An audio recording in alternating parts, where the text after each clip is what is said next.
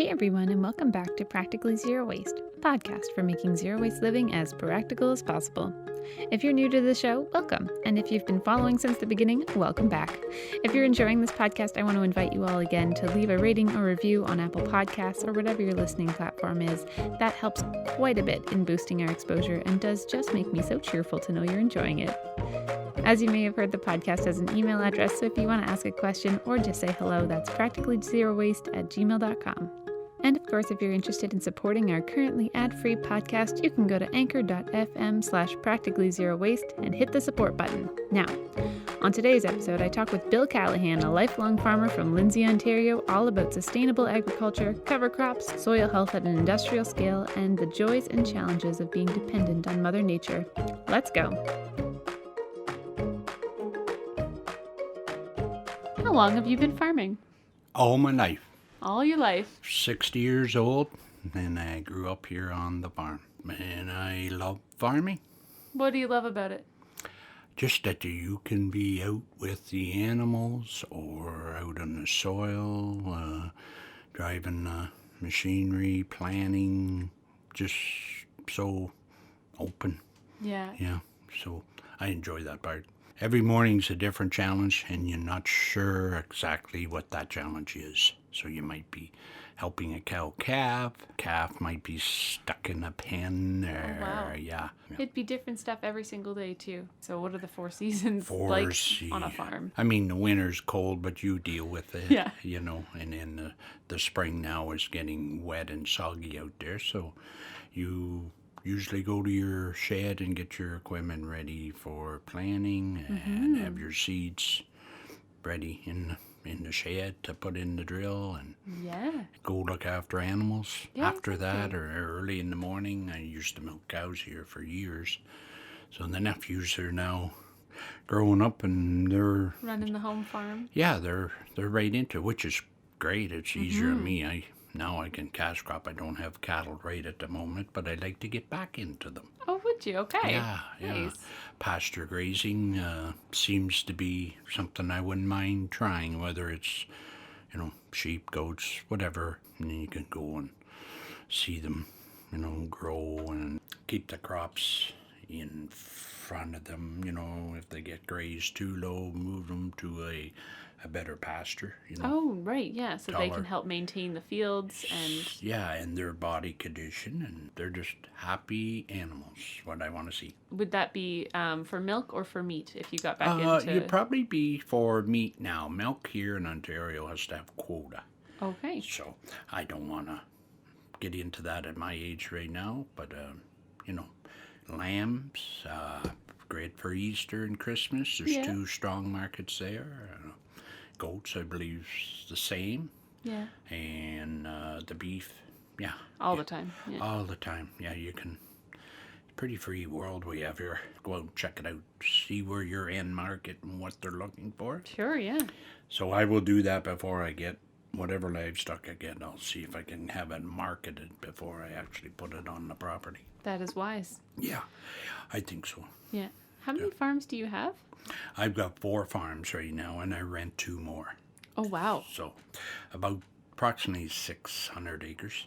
Wow. Yeah, so it sounds like a lot, but if you organize it properly and you rotate it, so you're not 600 acres has to be harvested starting today. Oh, Yeah, okay. So you stagger it. Yeah, you have a barley, oats, wheat in first part of August in this area, and then soybeans would be next in late September, October. Oh, okay. And combine corn after that. Okay. Yeah. So lots of variety too. Yeah, lots. That's the main thing. You don't want to have one crop and you start in the 1st of August and you finish the end of September. Mother Nature controls Right. Yeah. a lot of what we do. You go to make hay, sun has to be shining. Right. So how often have you encountered a year where the weather just didn't match what you needed? Every year. Every single year? Yeah, some part of the year. Wow. And all over the world. So if you're doing marketing your crops, because, I know what I'm going to grow. Yeah. But I got to know where it's going at the end. you got to watch the whole. Brazil is big in soybeans. Okay. So you have to. They're harvesting right now in our winter. Okay. So you read it in the papers, read it online. Go to the elevator. They have information. Their harvest. The north of Brazil is very dry. The yield is down. That's why our price is going up here. South is perfect. And the middle is perfect. So you may see a drop here in another 2 or 3 weeks. Okay. They can outproduce us. Canada's only a little pea in the pod. Right. Wow. Yeah. So you're trying to just follow the trends. Yeah. Up and down. And fill the gaps where it's needed, right? Yeah, where you see there's something there. I could tap into that and grow that. Hay and straw right now are straw is very short in demand. Oh, really? Yeah, there's a lot of farmers looking for straw right now, and this is 7th of April, so wow, they won't be going out on grass for another month anyways. Oh, so they need food for the well, the straw is for bedding, for them bedding. to lie on, yeah, so they don't get really dirty with the manure. And the hay, I see hay moving, and this is not it's normal for this time of year. Usually you would bale so many bales, and the cows are really hungry. It was colder this winter, so they're eating more. I'm going to be short a few, so you would source out somebody, right, and try to buy them. All of the different crops that you said that you grow, so the barley, the corn, soybeans, what are those specific crops sent out for? Are they food for animals or are they food for people? So my soybeans or IPs are food for people. Oh, okay. My corn goes for either animal, livestock, or ethanol to produce hydro. Wow. Also, yeah, animals. That includes dog food, cat food, because they have corn in them now. That's their food. Yeah. Okay. And the hay would be pretty well all livestock. Yeah. Barley would be livestock, and now there's more malt breweries popping up, so right. So it's possible. I'm not an end user, so if it was going to the brewery, that's called an end user of the product. So I would go to an elevator, or if I have a certain commodity that I can store, because people just want that separate, like a non-GMO corn or soybean.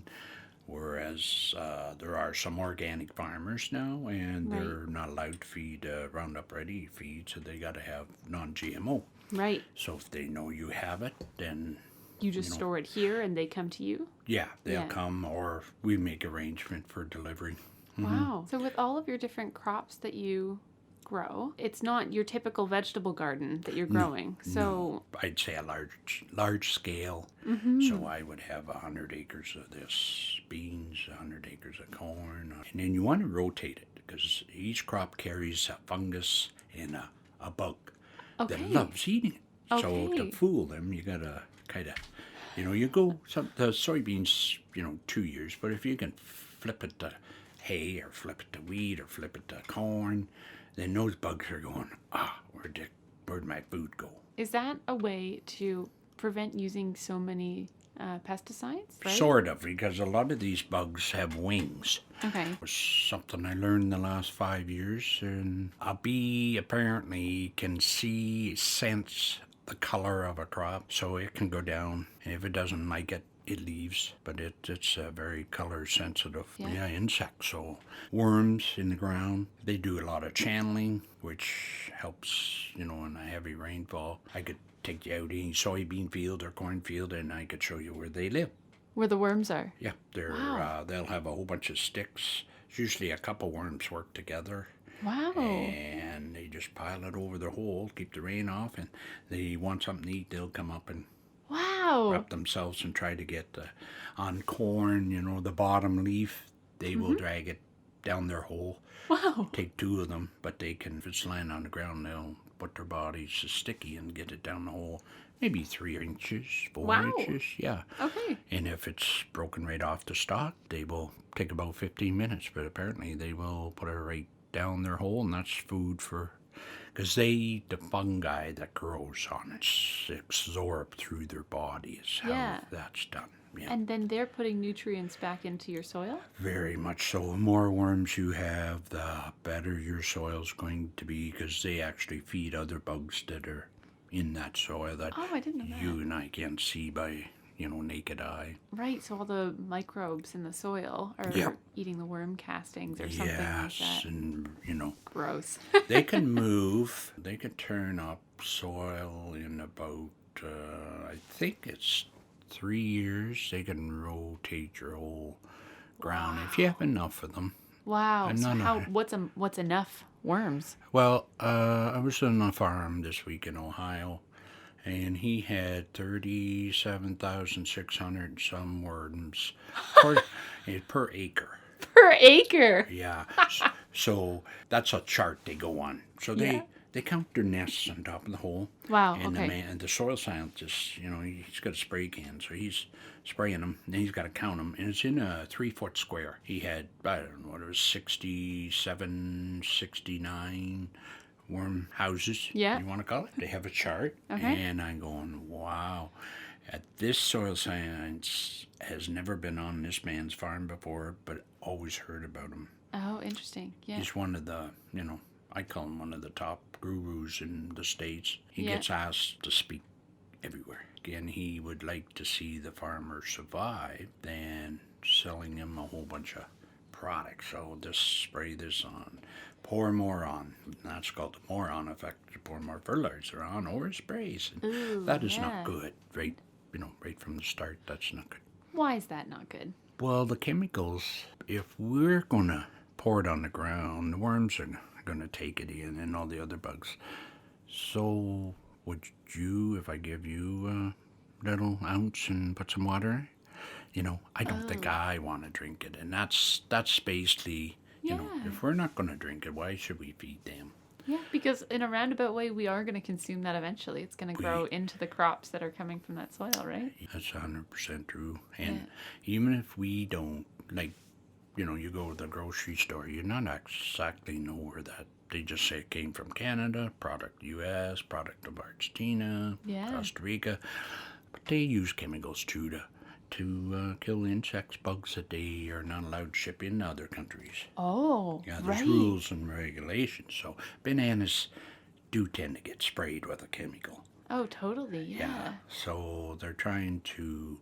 There's organic bananas. So if you're going to buy organic, you may see the odd bug. Right. Okay. Because they're not allowed to do anything bad to so you have to live with a few bugs. Yeah, live with a few. Wash it off. Or, keep an eye out for that. On a farm, if you can spread your apples around, not have them all in one basket, so you have corn and beans and barley and chickens and maybe a few hogs. The old days, that's what everybody had. Everybody had a little bit of everything just in case it failed, eh? Yeah. A garden. Yeah, totally. We had a garden and we had enough potatoes and veggies, to get us through the winter. Absolutely. So you weren't buying. Yeah. You knew what you did to the garden. We never sprayed our garden. So then hoed the weeds. Yeah. What did you do for the soil in your regular vegetable garden here on the farm? I don't remember my parents ever putting much fertilizer on other than manure. Right, because you've always had cows, right? Yeah. So the manure was always available. Right, yeah. That actually fed your soil biology. Everything in your soil. Totally. And then the roots from whatever you're growing went down, that was available to them. So so then the plants can draw the nutrients out. Very healthy. Most gardens, you knew where they were because you can see, I've combined done some custom work, and the people have just, gone away from the garden. Yeah. And you know exactly where it was close to the house because the difference of the soil health in barley or beans. Boy, this is really good right here. Is there any reason? He says, yeah, there's where my garden was. Yeah, totally. Any nutrients that they would have put into the soil there would have been. Yeah. Anything close to a barn. A lot of older hip roof barns are falling down or not being used now. Yes. And the field right close to those barns, that's where the cattle walked out to the field. So the manure was always there. So Prime they're very, growing area. very rich. Yeah. So if you take a sample and send it in, they'll be calling you, what, where is this? Can I go grow there? Yeah. Yeah, how many acres do you have? Oh, no, it's just it's beside the barn where the cattle walk out. You know. Yeah. Oh, okay, yeah, that makes Yeah. sense. Yeah. Because Ukraine has some of the richest soil in the world. And one thing I sent a sample away. It wasn't from the barnyard. It was actually from where trees had. I just moved the tree line back. They were growing out into the field. Okay. So we just squared the field up. I should take a soil sample for my own use. Yeah. And then an old fence bottom, we wiped it out. And I said, I better grab one from there. Because it's never been worked, never been sprayed. Yeah. And the soil was, the fellow testing it said, you didn't have to get this from Ukraine by any chance? I said, no. I'll tell you where okay, so fence row, yeah, it's never been touched. And I said, no, you just work up to it. So good. And then there's usually if you have stones, you put stones in the fence bottom, and you have a fence. Same on the other side.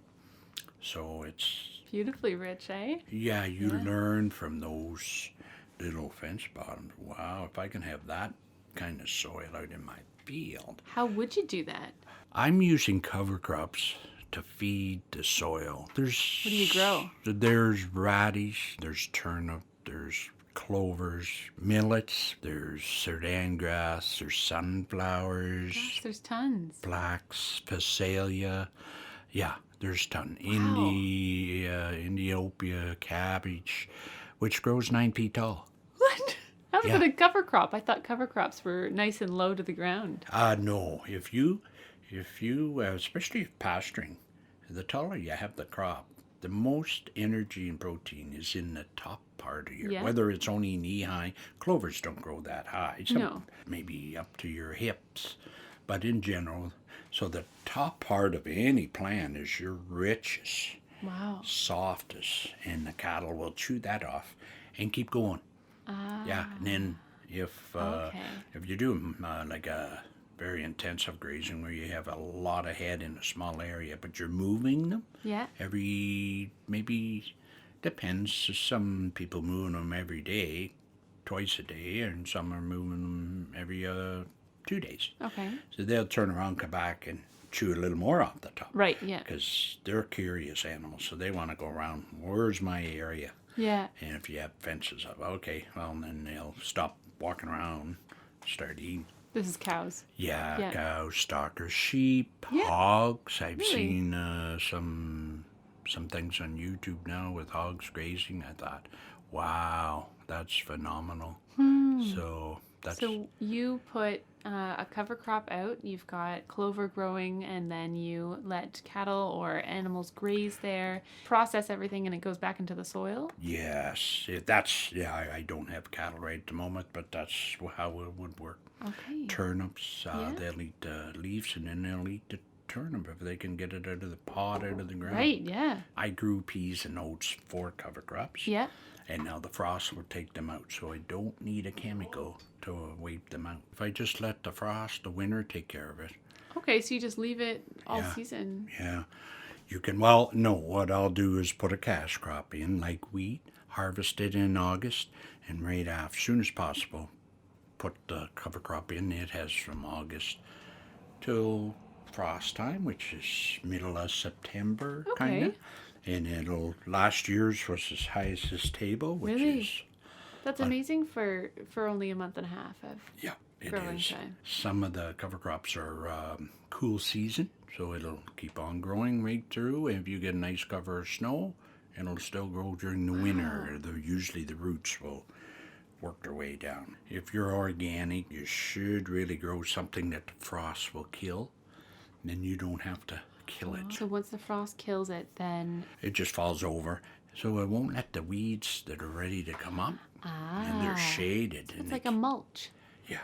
But you just leave them alone. Just let them fall down. Wow, that's so easy. It is. It is. And our forefathers did it. But I think they did rake clover and that to get their soil built up.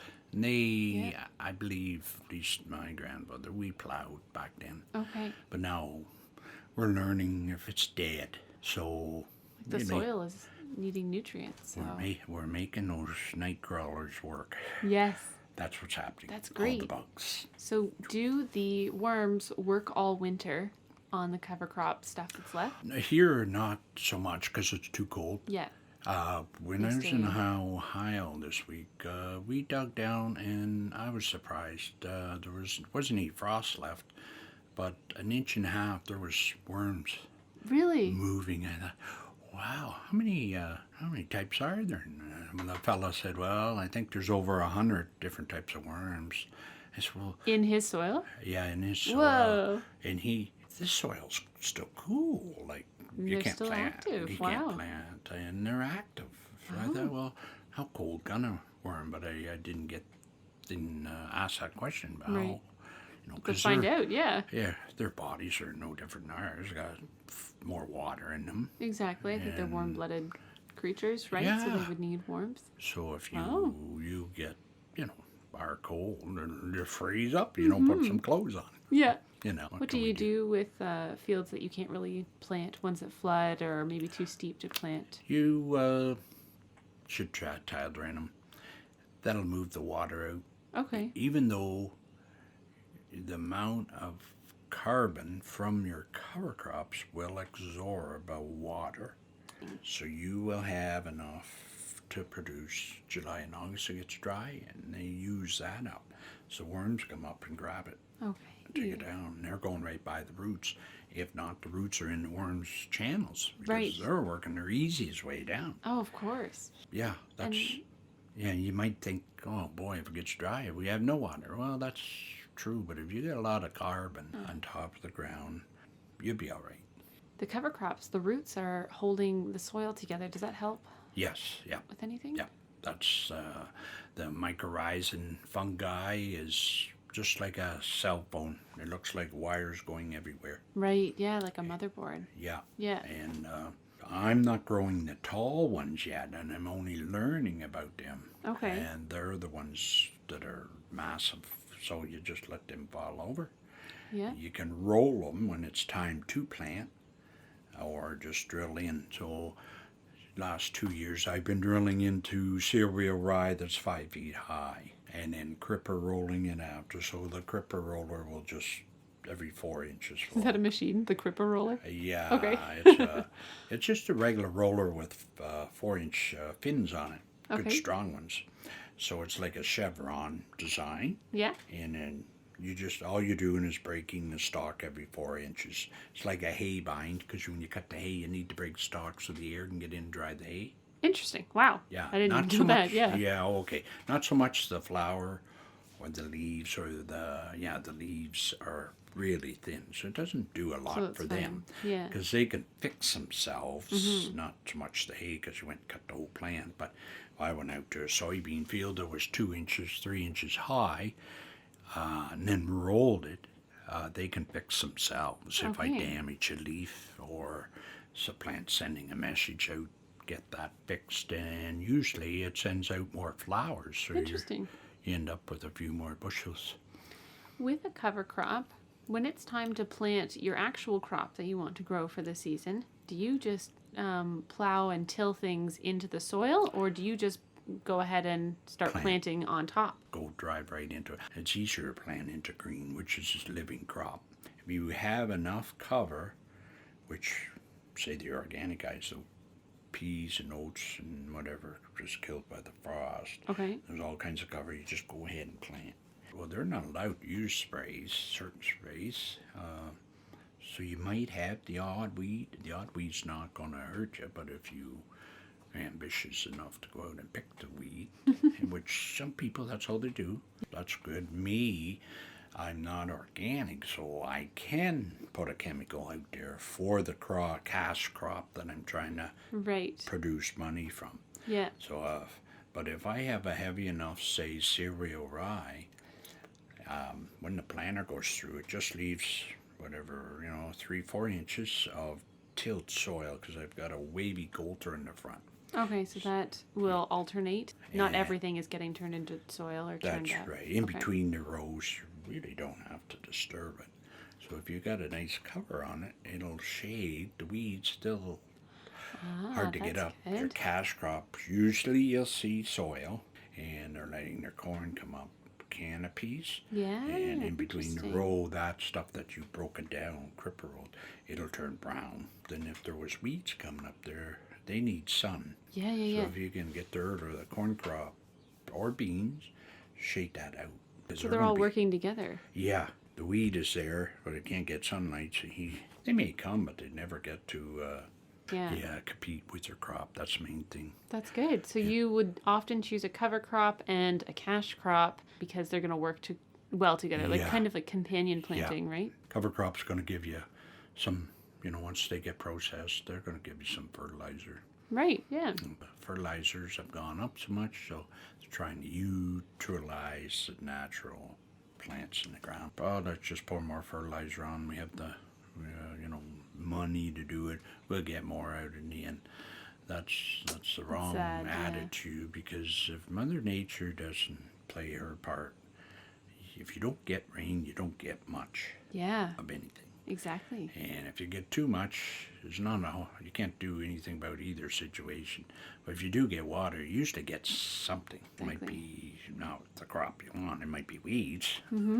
But it's quite interesting how Mother Nature plays a big role in Yeah. cropping. So, If you were a farm that only used excess amounts of pesticides, how long would it take to get your field pesticide free without losing too much of your time, right? and probably 3 to 4 years. Yeah. Yeah, you need the carbon.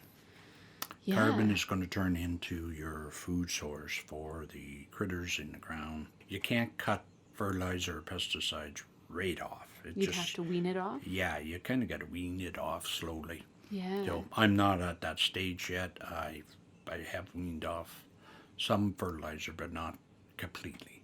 There are some farmers in the States that are no synthetic fertilizer and haven't been using any. They've been at it 40, 45 years. Yeah.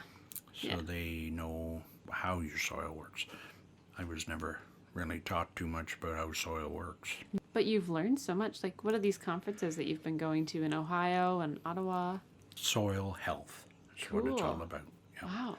Once you understand what's in the soil, you're going, okay, I need to change here. Or, it's going to get too expensive.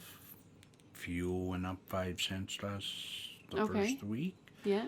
So fertilizers, sprays, seeds are all going upward. Okay. So you need to be sustainable. You gotta start looking at one less pass somewhere. Right, because you're using machinery driving over your fields and spraying your fields, right? Is Yeah. that kind of how it works? So if fuel goes up, then the cost of everything else is kind of aggravated. Follows. Yeah, the price doesn't usually follow the price of your cash crop. Oh, okay. It's still down lower than it should be. Right, so it's costing more to produce it than it is that you're getting Yeah. back in the end. Yeah, you Yikes. can't. I like to see animals. I like to see the pigs, the chickens, the lambs, beef, Yeah. dairy, horses. I hope that never disappears on us. I don't think it would, but if it were possible to reduce the amount of meat that we do consume, then animals would benefit, but also the planet wouldn't have to put so many resources into growing these animals. Like how much, you've worked with cows all your life, how much does a cow eat and how expensive is it to raise cattle? Like how much land does it take per cow? You're probably looking for a full year, likely about 6 acres of food. For one cow? Oh my gosh. Yeah, for the 12 months. Yeah. Yeah. So, and then it depends how good your land is. It Yeah. may take more. Yeah. If you're in a desert, it'll take a couple hundred acres Wow. because deserts don't grow very well. Exactly. Yeah. So he might be 100 feet apart from the next plant he's going to eat. If you can get your soils in good shape, they'll grow anything. Different areas are, Different climates, of course. yeah, but climates are an issue, but you can get everybody healthy there. Some people don't agree with this, but if they're looking straight ahead, that's that's fine. I like to look all around, see what's going on here. Yeah, exactly. See what alternatives are out there. Yeah, maybe I'll try it if I think it could work here. Get it figured out on a small scale and then expand it. That's what cover crops. I started on a small scale and then I expanded. You're learning every day. The conference we were at, there's this fella's probably 75, and he said, I'm still learning. Yeah. And I'm still making a mistake here and there. Just going with what is habit by everyone. Like this podcast is all about reducing your waste, your garbage and stuff, but the amount of waste that we're producing is, most of it is mindless. Like we're just kind of, it comes in packaging, well that's my only option, I'll buy it. Even in the farming industry, if we can challenge habits and offer alternatives. Yeah, that's right. That's the direction I like to go. The Roundup Ready product, it will be taken off market. Interesting. Why? It's dangerous. Okay. Doctors down there have got proof now it's causing Down syndrome. So what is this Roundup Ready? It's a chemical to kill. It's put into the soybeans, corn, alfalfa, canola. So you can actually spray Roundup on, if you're purchasing Roundup Ready products. Put that chemical on there. It won't kill the plant, but it'll kill everything else. Whoa. So then you go and eat it. The cow eats the alfalfa and the corn and the soybeans are Roundup Ready. Then it produces milk or meat and then sent to market for human consumption. We're eating it. How did they pinpoint that this chemical is contributing to Down syndrome? Yeah. It's the doctors down there have it. Wow. They're doing some... That's terrifying. There's another product called Dacumba. It's on the wall too, and that's the first time I've heard of it being on. I knew Roundup was having challenges. Yeah. Because it's in mother's milk. They have proof of that. Ooh. So it's the cheapest spray to use, but it's pretty dangerous. They know what it will do, but they're not going to tell everybody. So the law is going after them, and they are being investigated. Jeez. So they just said, the fella that hosted the conference, so I got told 5 years ago that it'd be gone in 5. This is year 5. That they were going to, get rid Abolish of. it. Oh, my goodness. It's sad. There's all kinds of publications. People don't believe the publications. Farmers are farmers. No, this is the way I do things. And if you're relying on the weather, when the weather's right, you want to get as much of a yield as possible. And so if it takes chemicals to do it, then it's going to be very tempting for a lot of people. It'd sure be nice if we didn't have to use chemicals. And while it's possible, it's not really feasible for really large-scale industrial farms. No, not right now. What got you started on using cover crops? What was your incentive? I was looking for an alternative to cut back on the fertilizers. Yeah. One of the fellows in Ohio, I went to a conference in Indianapolis, and one of the speakers was on worms. He said, for you people that don't know how many you should have, here's a guideline, go out and dig up a square and, count. And I got back home. I thought, I think the frost killed them, the cold weather, but it wasn't that. They go down deep. And I was way short of what the number was supposed to be. Really? Yeah. How do you increase your worms? You need to feed them. Okay. So cover crops. Yeah. And then they'll sex on their own and multiply. So if you can keep the bad pesticides, maybe at a lower rate. Yeah. Fertilizer, I fertilize a lot of salt in it. They're only little critters, so... they can't have too much salt, and so then they're... Yeah. And it dissolves and goes into the soil, and they have to eat some. Crazy. They're like us. They're Yeah. people we're stepping on. When you step on your lawn, you're stepping on somebody. Yeah. That's pretty well the easiest way to put it. Yeah. So, boy, I hope I live long enough to see where, hey, we can live without pesticides. And That's incredible. that's the joy about farming. So many opportunities out there. Yeah. And the challenges come with them with Mother Nature. It's kind of why I enjoy. There are the ups and downs. Mother Nature says, you're going to get rain today. That's good. Mm-hmm. Just don't give me too much. And then turn the sun on after. Yeah, exactly. Ideal, we can all we all speak about it, but most farmers are always complaining about the weather. Of course. Yeah. Yeah. I In mean, the if market. it's Yeah, prices. it's the thing that's deciding your fate every single day. Yeah. Yeah. So that's the challenge. Yeah.